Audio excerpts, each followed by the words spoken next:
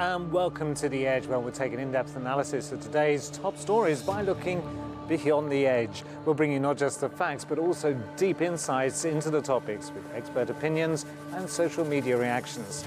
Let's make a start with our look beyond the edge.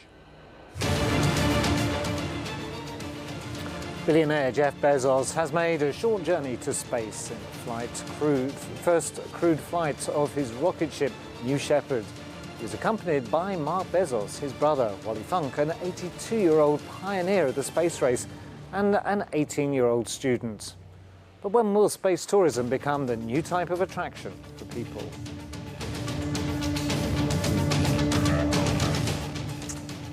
The head of the World Health Organization told sports officials that the Tokyo Olympics should not be judged by the tally of COVID-19 cases that arise because of eliminating risk is impossible. However, health experts in Japan have warned of the Olympics becoming a super spreader event, bringing tens of thousands of athletes, officials and workers during a local state of emergency.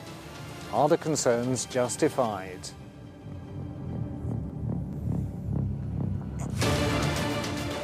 And China's government has denied being responsible for cyberattacks against Western nations after the United States and its close allies accused it of a global cyber-espionage campaign. The United States alleged that Beijing has been a mastermind behind a series of malicious ransomware, data theft and cyber-espionage attacks against public and private entities, including the sprawling hack in March on Microsoft Exchange, top email server for corporations around the world. Will there be sanctions against China? So these are the top three stories that we'll be taking a look at today from Beyond the Edge. Let's get started.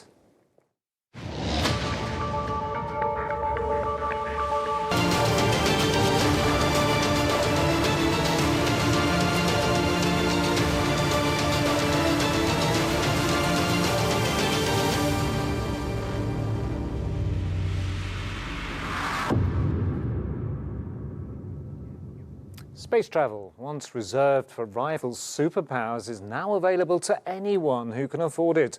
Our following infographic gives an update on the latest developments in space tourism.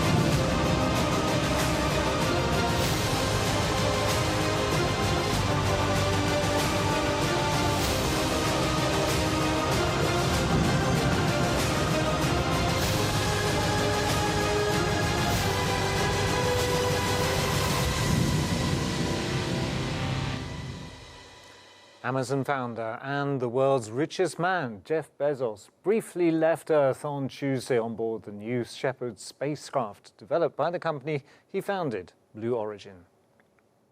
2, 1. Jeff Bezos, the world's richest man, soared around 100 kilometers above the Texas desert aboard his company Blue Origin's New Shepard launch vehicle on Tuesday and returned safely to Earth, a historic suborbital flight that helps to inaugurate a new era of private commercial space tourism. The 57-year-old American billionaire, wearing a blue flight suit and donning a cowboy hat, was joined by 3 crewmates for a trip to the edge of space, officially lasting 10 minutes and 10 seconds. It's dark up here! Bezos, founder of the e-commerce company Amazon, and his brother Mark Bezos, a private equity executive, were joined by 2 others. Pioneering female aviator Wally Funk and recent high school graduate Oliver Damon became the youngest and oldest people to reach space. On how it felt? Oh my God! My expectations were high and they were dramatically exceeded. We were talking about this a little bit in the car ride on the way back, and I don't know, the zero-G piece may have been one of the biggest surprises because it felt so normal. It felt so almost like we were, as humans, evolved to be in that environment, which I know is impossible, but it felt so serene and peaceful, and the floating. It's actually much nicer than being in full one gravity. The flight came 9 days after Briton Richard Branson was aboard his competing space tourism company Virgin Galactic's successful inaugural suborbital flight from New Mexico.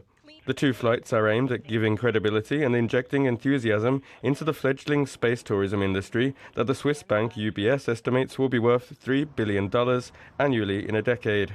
BEZOS founded Blue Origin 2 decades ago, and this was its first crewed spaceflight.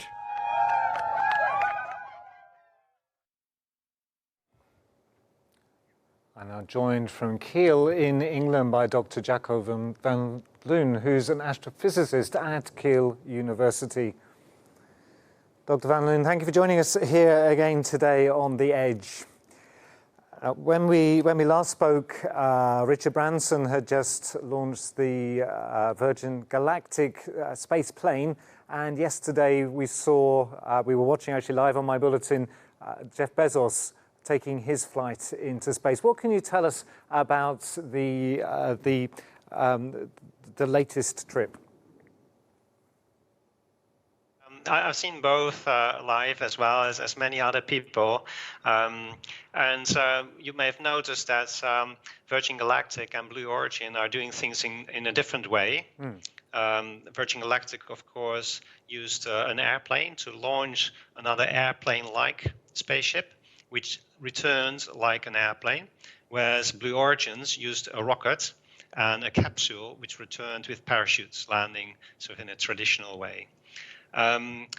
Blue Origins got a little higher into space, but not very much. So the crew on board had a similar experience on both flights. And the people that were on board all described this as an experience that they had some imagination of what it would have been like, but only having experienced it did they really truly know what it was. And it was something that still came with sort of unexpected emotions of being in zero gravity conditions, and of course looking back on Earth so far below you. I'd probably make some ridiculous comment like it was an out-of-this-world experience. But the two trips, as you say, were very, the two flights were very different. Yesterday's flight with Jeff Bezos looked much more reminiscent of the Apollo launches and maybe had more of a spacey feel to it than Richard Branson's. What is fascinating is that it was able to be organized with 4 astronauts who don't appear to be astronauts in the sense that we know an astronaut, they're not technicians. So this is something else that's very, very different, isn't it? Yeah, exactly. So Virgin Galactic's spacecraft was actually piloted with pilots on board, whereas Blue Origins was completely automated. So none of the 4 people on board needed to do anything, that they weren't in control. They were just being shot up and everything was done automatically.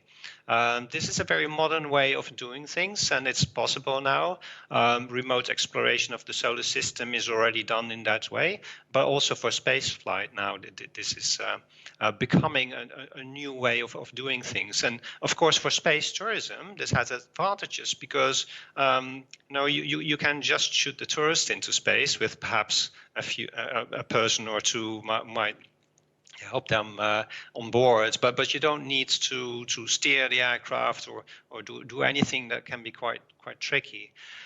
Also, Blue Origins has been using this technology with rockets, partly because they have been interested in being part of the program to go back to the moon, the Artemis program. And there has been competition amongst various commercial partners to get involved. And in the end, it's been Boeing, who's launching the Starliner test flight later, who got contracts, and SpaceX, of course, which we have also heard a lot about. So this is another reason why they are building these powerful rockets to actually go beyond just suborbital space. And they already plan to actually bring tourists to the International Space Station, but they have plans beyond that, maybe to the moon and Mars, just like Elon Musk with SpaceX has that ambition. Well, we know that SpaceX has been used for trips to the space station in recent times. His commercial trips are due to start later this year, I think. Yeah, so far SpaceX has had a contract with NASA to ferry astronauts to the International Space Station, so not tourists, but indeed they will bring tourists also up there. And as I said, Elon Musk is a very ambitious person, just like Jeff Bezos and Richard Branson, and this is what has made it possible for them to get this far in just a matter of about 20 years or so, all of them. And Elon Musk, of course, has already shot a car into space on a trajectory. Well, it was planned to go to Mars. It kind of missed the target, but that is his own long-term ambition. And if he can have any say in it, he would actually go to Mars. So this drives technology very fast because, of course, he's getting older as well. And so in the next 10 years or so, we can expect very interesting things to happen. Now, obviously, throughout history, many of the advances that we've seen in education or in various aspects of science and medicine and so on have been sponsored, we can say, by philanthropists, by entrepreneurs, by the rich. And so, in a sense, there's nothing new to see here because this is the same sort of situation. And yet, space has, until now, been the realm of science. Is the step towards space tourism necessarily a good thing? That's a very good question, and you can imagine a quite controversial Indeed. question as well, and especially seeing wealthy people having access to this, and the vast majority of people on Earth not, and struggling with their own day-to-day problems. But that would be a little bit too short-sighted view. As you say, things like this, especially space, inspires people. I mean, if you go back to the Apollo moon landings, of course, only 12 people have walked on the moon, but it inspired so many other people just watching it. It's part of entertainment, but it does more than just entertain. It also just evokes this imagination and drive to be ambitious, to go beyond perhaps what you thought were your boundaries and try something a little bit more risky. So throughout society, this has many positive aspects. It's a very positive development, this is. And driving technology makes so many other things possible as well. It improves quality of life, of course, if it's done properly. So the spin-offs from this are very important. And the fact that it's only been a few billionaires who have perhaps done the things that they wanted to do themselves, that's one thing, but I would put that to the side and look at the actual positive benefits for society as a whole that will come from this. So we'll try not to be distracted by the headline names going up. And yesterday's was the first, was the oldest astronaut thus far, and the youngest, and the richest. All very superlative flight in many ways. But the flight yesterday was able to go just a little bit further, another, 15 kilometres further than Richard Branson's flight, which doesn't sound a tremendous distance, but is that argument about, is this the edge of space, still continuing as well? Yeah, of course, this is a competition, so they all say, like, no, we do things a little bit better, or we get something that the others don't. This 15 kilometers difference is marginal. NASA adopts the 80 kilometer as sort of the edge of space, but international more recognized is 100 kilometers, which is derived from various considerations about how you could fly airplanes and how you could orbit without being pulled down by the drag in the atmosphere too much. But 100 kilometers per se is rather arbitrary, and in fact it varies. It varies across the Earth, and the poles and the equator. It will be different. It varies with the tides exerted by the Moon, for instance. It exerts tides on the atmosphere as well, and the solar activity also can make it expand or less so. And you don't notice that satellites can be affected by that already, let alone going to about 100 kilometers. So it's not such a strict limit, and so people shouldn't really focus too much on just this slight difference in altitude. But it's true that these were just space hops, just like Alan Shepard was the first American to go into space in such a space hop, just going up and coming down again, whereas Yuri Gagarin had already gone around the Earth in an orbit.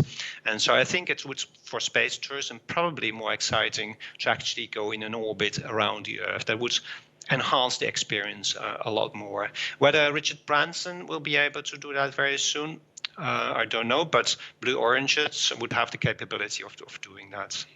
Because of the type of craft. Now, it's very interesting that in the time that we've been speaking, it's pretty much, give or take a minute, the same length of time as the flight yesterday. So a very short experience.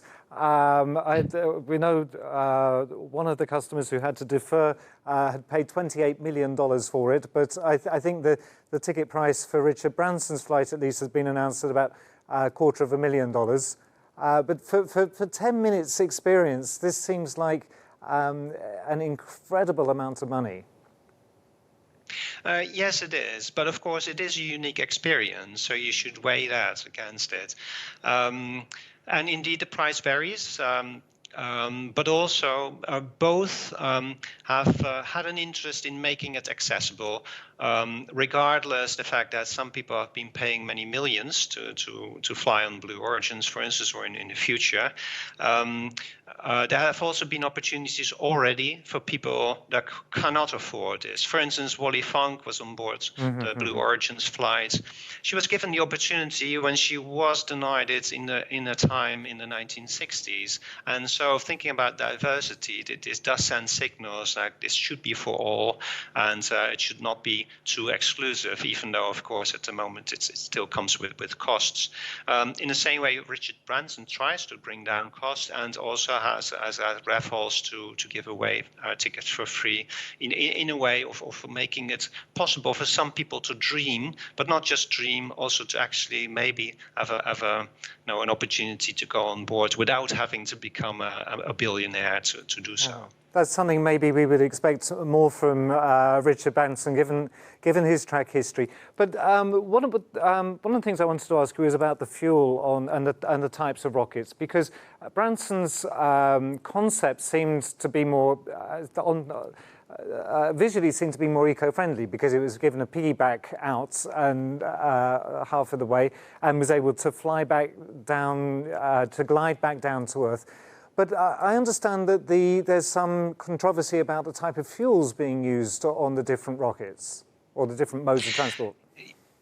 Yeah, I mean, one of the main problems in aircraft operation is the pollution that they cause and what they do to contribute to global warming in that way.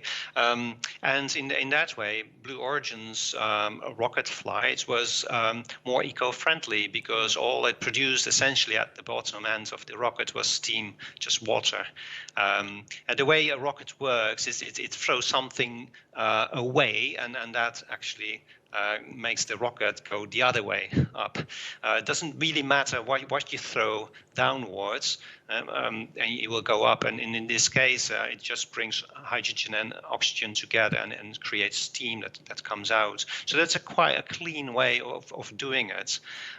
Whereas Richard Branson's way of launching and then also the spacecraft flying is a bit more traditional and based on more pollutant fuels. But I'm sure he is not happy with that, and he will look at that and improve that. I'm sure of that. Well, I'm sure with the public interest in what's happening, following very closely, plus the public interest in climate change, that there'll be a lot of pressure on any developers to make their flights eco-friendly. But was there just one or two or perhaps three commercial flights this year?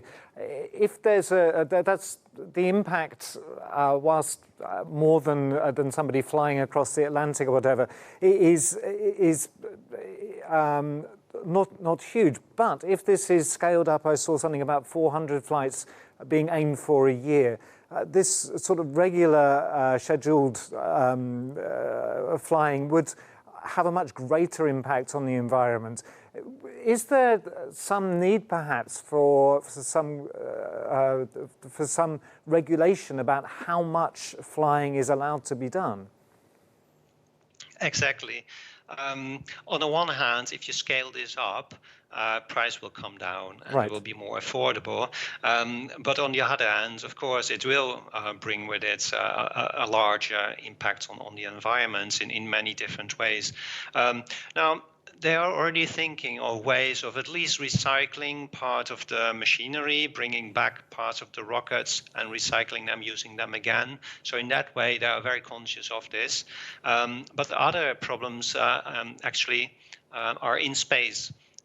So the more you go up into space, the more crowded it gets. And this is part of a general congestion in space. Now, constellations of satellites, so hundreds of satellites are being launched and forming a network, which has benefits because it increases coverage of communications, especially across poorer parts of the world. So that's all good. But it does cause a lot of congestion in orbits around the Earth. And with it come risks of collisions, and smaller parts becoming more numerous, and so the chances of a collision, even with a small part, become more frequent. And so regulations indeed are necessary to manage that, as well as solutions to make it safe and to clean up the mess. And again, thinking beyond, going to the moon, going to Mars, maybe mining asteroids and all these kinds of things that have been part of imagination mostly, without any regulation, any laws in place, space laws in place. But it's better to have that in place before it really takes off than sort of after the facts. Absolutely. Well, it's a fascinating thing to look forward into the future, and to see the journeys into space developing. This is remarkable. But as with any tourism, let's hope that the beautiful spots that they're going to visit don't get cluttered up and spoilt by too many tourists. Dr. Van Loon, thank you so much for joining us today. It's been fascinating speaking with you. I look forward to speaking with you again, hopefully about other advances into space. Thank you so much. It's obvious that commercial spaceflight has advantages for a range of customers. Well, companies will also compete to generate revenue. Despite controversy, it seems as if space tourism will become the new attraction for people who can afford it. Now, let's move on to our next topic to speak about the Tokyo Olympics. The Olympic and Paralympic Games were originally meant to be held in the summer of 2020. However, both games had to be postponed following the outbreak of the coronavirus. Our following infographic has more facts about the Games.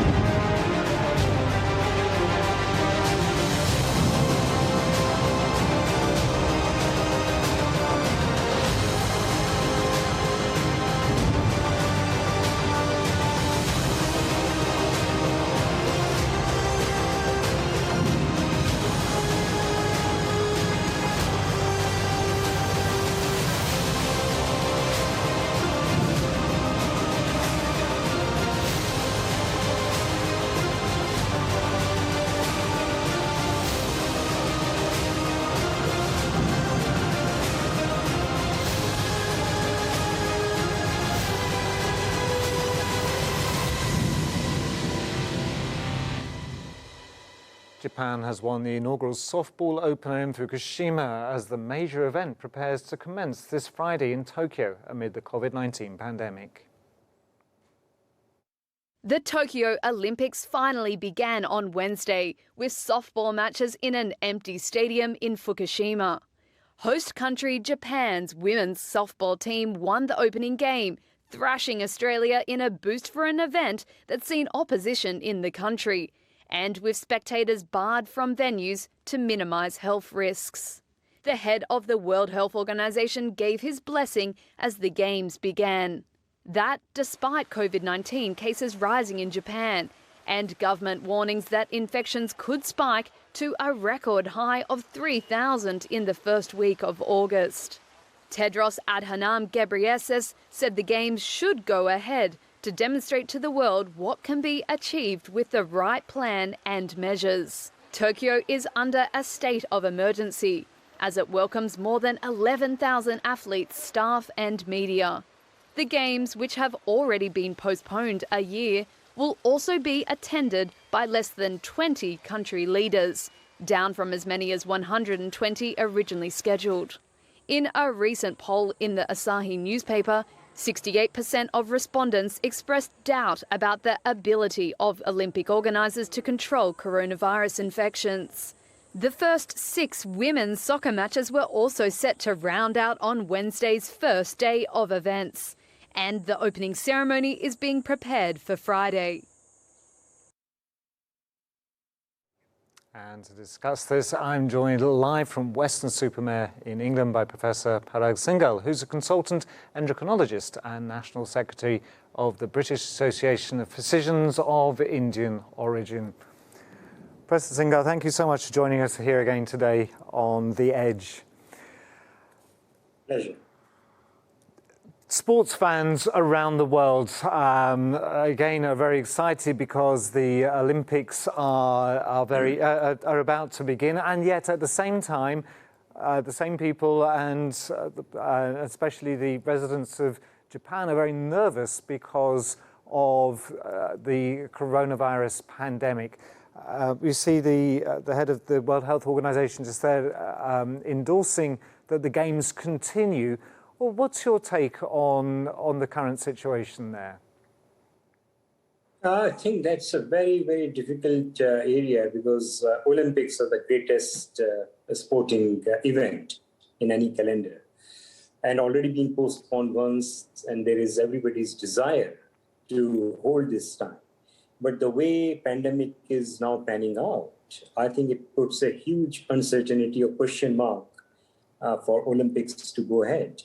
And it's possible the way Delta variant is spreading across the world, that it could become a super spreader, and the organizers may find themselves difficult to control the spread. And it's only 2 days left before the Olympics open up. So the time scale is very short. And I have a feeling that this could be called off very shortly. Well, that possibility hasn't been ruled out. I think the head of the Japanese Olympic Committee mooted that was still a possibility. Interesting to hear Dr. Tedros Ghebreyesus saying, on the one hand, this is a celebration of hope that and the hope that the Games would be an occasion to unite the world, but at the same time giving the very strong message that the threat of the pandemic isn't over anywhere until it's over everywhere, and emphasizing the need for vaccinations. Are you surprised that vaccination wasn't something that was demanded of all people attending the Olympics, either as athletes or coaches or whatever? I think that's a very, very important point. And because we know how crucial vaccination is in the fight against the pandemic, in not only reducing the hospitalizations, reducing the severity, possibly reducing the spread also. So yes, I mean, I think this is, in hindsight, should have been done now, that vaccination should have been made mandatory, compulsory. And we know that how, especially in UK, population which is not vaccinated yet. The newborn babies, young adults, they are catching infection. And it's rather worrying that people who have been vaccinated, fully vaccinated, are getting the disease as well. So cases in UK are now approximately 46,000 cases every day, almost similar to the peak we had during second wave, although not to that extent, but almost similar. The hospital admissions haven't started yet rising, but they're rising, but they're still low. But rather worryingly, when people with full vaccination start getting the infection, and the infection actually is becoming very debilitating. They're not getting admitted to the hospital, yes, but patients who are getting this infection are literally bedridden with extreme symptoms of fever, myalgia, cough, sore throat for 7 days, 10 days. So if athletes start getting this infection, the whole purpose of Olympics will be defeated. So I'm not sure why they didn't think of that. Now, one of the interesting things about the pandemic is how it shows us the different cultures around the world. And Japan initially didn't have a bad experience with the pandemic, and there were lots of reasons attributed to that. Do you think some of those might have been cultural in the way that the Japanese people are perhaps more respectful of the rules that they are given? Yes, very true. They are certainly more respectful. There is a lot more discipline in Japan. But the problem is, despite taking all the precautions and everything, there is still significant risk of this virus spreading because of its high nature of spread and virulence. So there is no guarantee that just by observing all the social distancing and COVID-appropriate behavior would prevent this virus. And certainly in sporting events, the chances become much higher because of the proximity of sports people, the teams sitting together.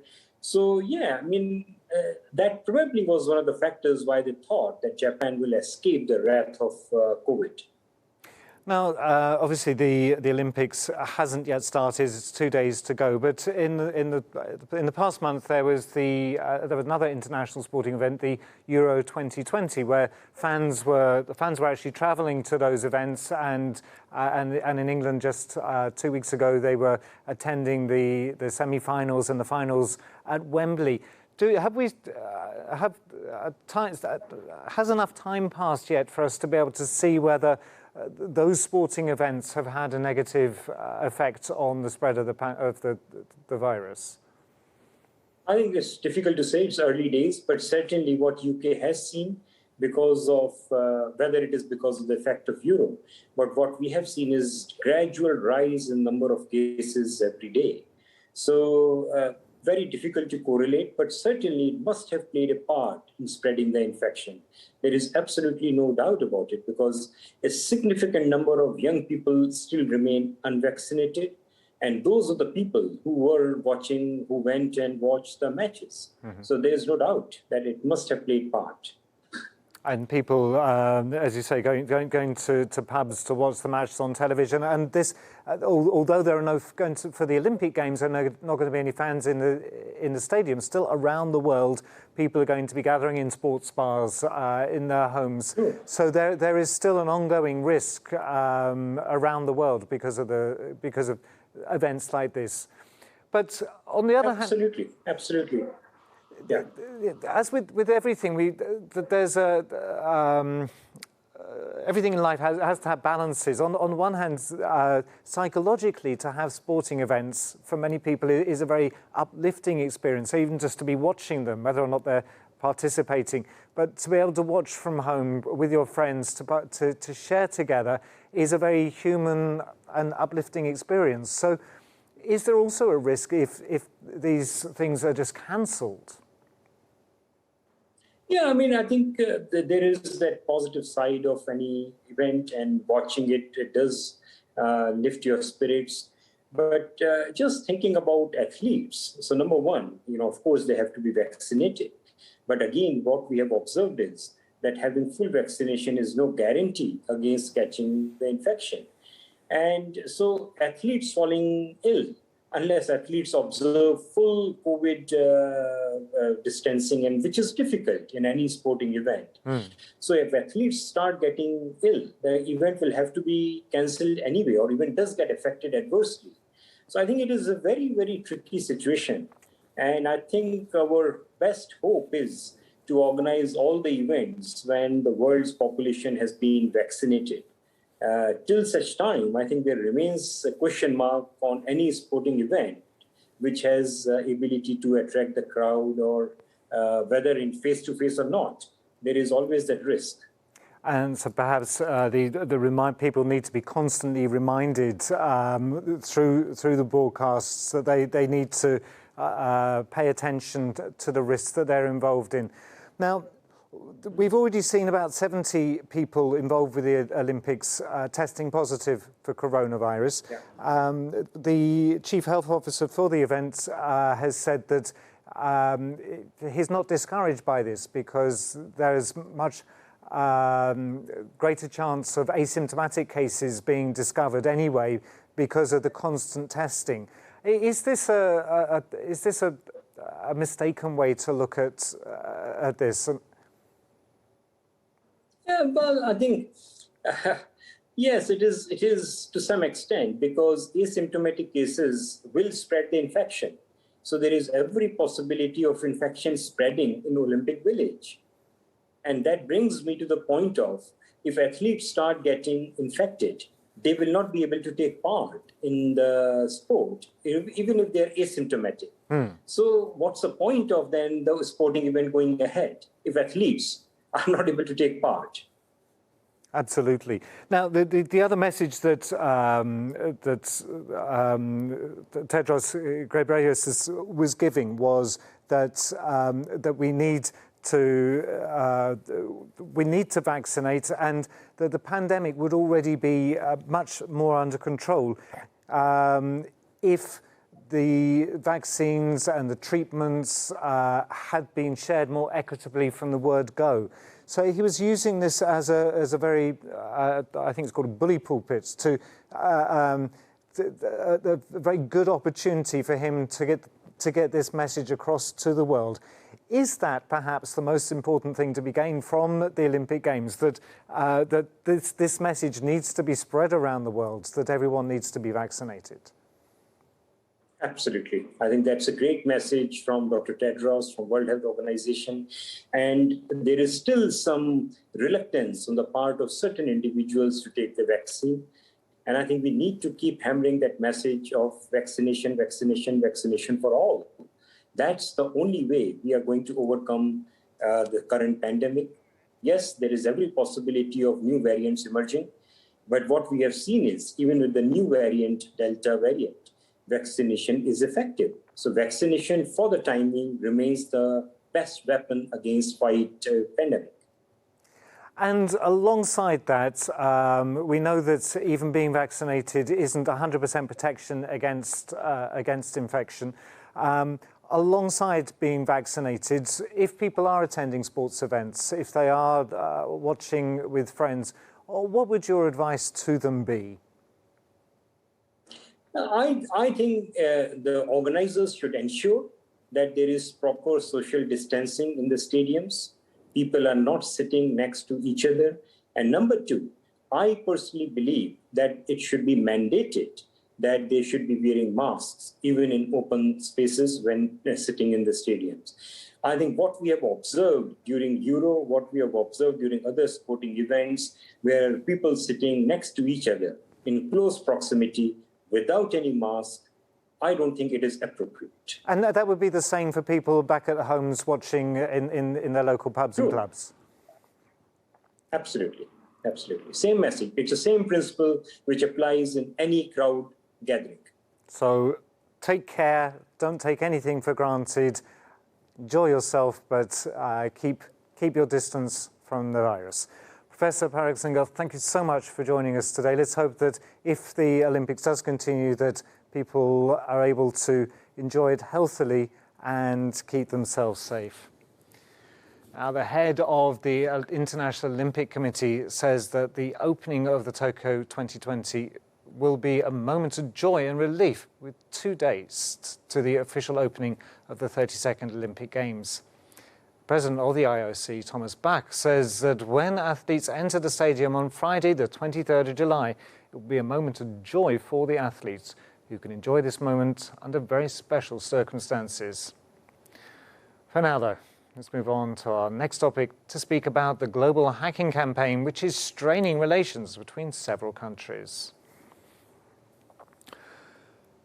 The United Kingdom, the United States and the European Union have accused China of carrying out a major cyber attack earlier this year. The attack targeted Microsoft Exchange servers, affecting at least 30,000 organizations globally. Our following infographic has the main facts.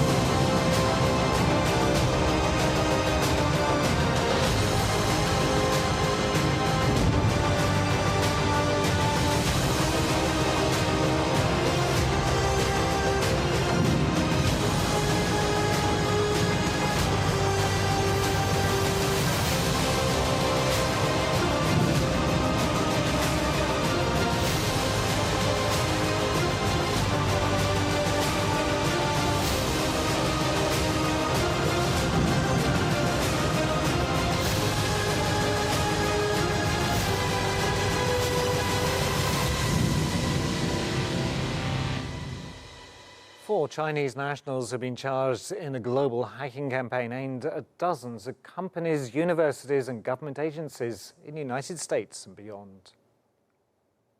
The United States, NATO, and other allies on Monday formally accused China of hacking into Microsoft's Exchange server, a malicious cyber attack disclosed earlier this year affecting email software used by U.S. government agencies and the world's largest companies, marking the first time the NATO alliance has signed on to an official condemnation of China's cyber activities.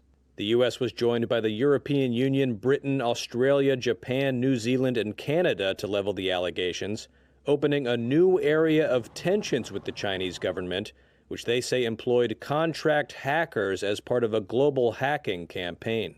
In a statement released on Monday, U.S. Secretary of State Antony Blinken said, quote, "The United States and countries around the world are holding the People's Republic of China accountable for its pattern of irresponsible, disruptive, and destabilizing behavior in cyberspace, which poses a major threat to our economic and national security."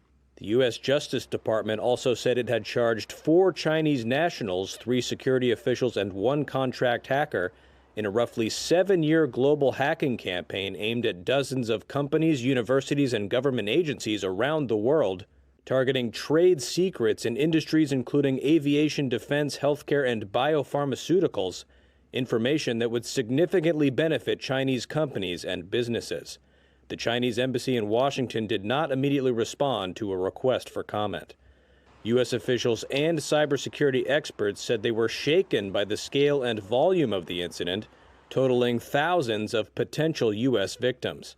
A senior Biden administration official told Reuters that U.S. concerns about China's cyber activities have been raised with Chinese authorities and added, quote, "We're not ruling out further action to hold the People's Republic of China accountable." Despite the strong language, there are no signs of fresh sanctions against China. In contrast, new sanctions were placed on Russia for the recent SolarWinds campaign, which many experts believe was less serious than the Microsoft Exchange campaign linked to China. Some officials, however, hope China is more sensitive than Russia to international pressure. Coming days will show whether there will be any new sanctions against the country. Now, our analysts have provided their insights on today's top stories. Let's have a roundup of what they had to say.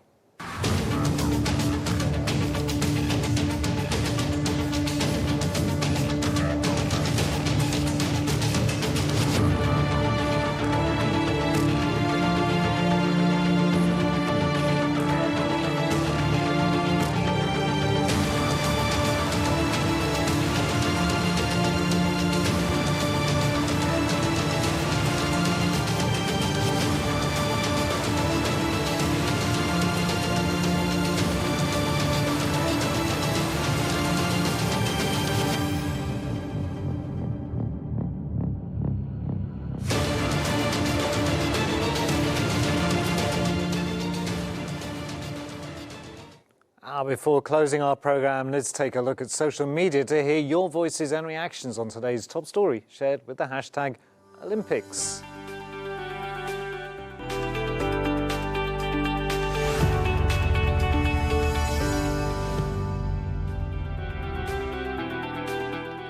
And here's what you had to say about the Olympics on Twitter. Turn Texas Blue says, I'm seriously annoyed about the Olympics 2021. They're having a super spreader event on a global level, all for the love of money. Now any new potential variants have total access to the world. And Helen Roundtree says, Olympics 2021. I am an avid fan and can't wait usually for the games to start. But I said 6 months ago and still say they should not be going ahead. It's irresponsible and crazy. And Amar Graeb says, Palestine will be represented at Tokyo's Olympics 2021 by Gazan weightlifter Mohammed Hamada, who will be making history as the first Palestinian athlete of this sort to make it to the Olympics. He's only 19. Beyond proud, may he succeed and soar higher and higher. Let's now take a look at our video of the day, which shows the preparations of Turkey's national freestyle wrestling team ahead of the Tokyo Olympics to make Turkey feel proud again.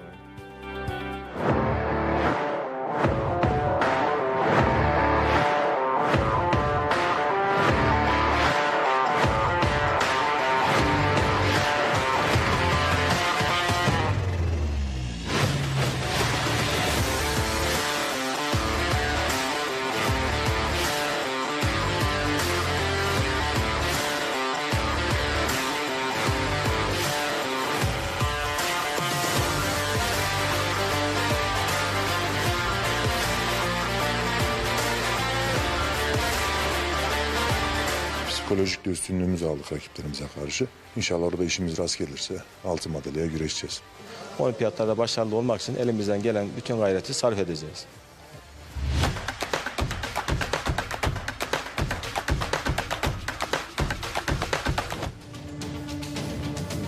And that's all for this episode of The Edge with me, Andy Boyns. Stay tuned as we'll be back tomorrow with more in-depth analysis on the top stories and a look beyond the edge.